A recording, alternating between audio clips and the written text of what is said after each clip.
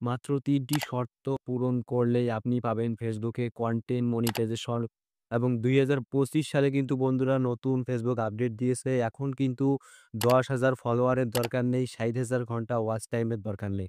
এখন থেকে আপনি ফেসবুক পেজ যত বড়ই ছোট পেজ হোক না কেন সেখানে পাচ্ছেন কনটেন্ট মনিটাইজেশন।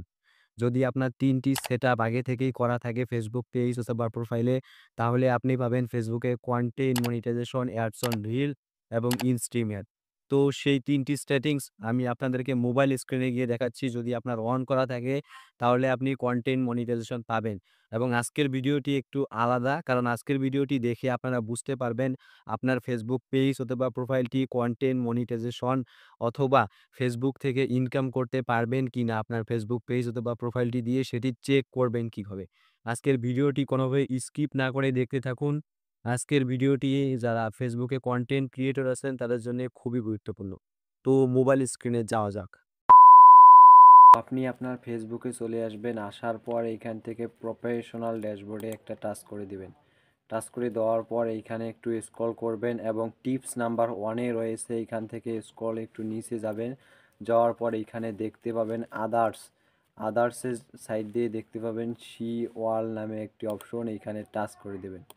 টাচ করে দেওয়ার পর একটু স্ক্রল করবেন এবং স্ক্রল করার পর দেখতে পাবেন পেজ রিকমেন্ডেশন, এইখানে একটা টাচ করে দেবেন।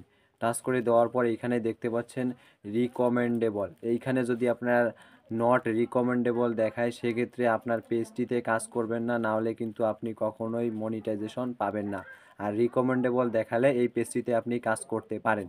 এটি হচ্ছে টিপস নাম্বার 1। এবং টিপস নাম্বার 2 এ রয়েছে, এইখান থেকে আপনি চলে যাবেন মনিটাইজেশন, নিচে দেখতে পাবেন এখানে টাচ করে দেবেন।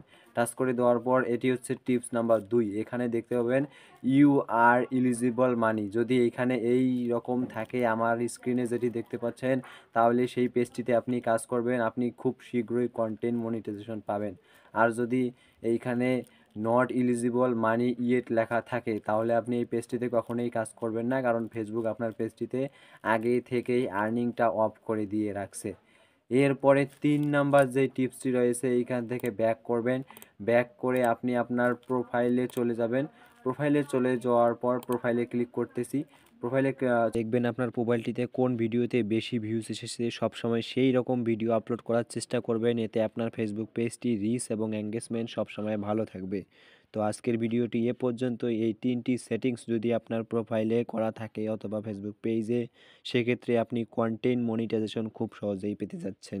এই ৩টি বিষয় ঠিক থাকলে আপনি কাজ করতে পারেন, সফলতা আর দূরে নয়। আর ফেসবুক নিয়ে কোনো রকম সমস্যা হলে ডেসক্রিপশন বক্সে আমাদের টেলিগ্রাম চ্যানেল লিংক দেওয়া আছে, ওইখান থেকে আমার সাথে সরাসরি যোগাযোগ করতে পারবেন। ধন্যবাদ আজকের ভিডিওটি দেখার জন্যে।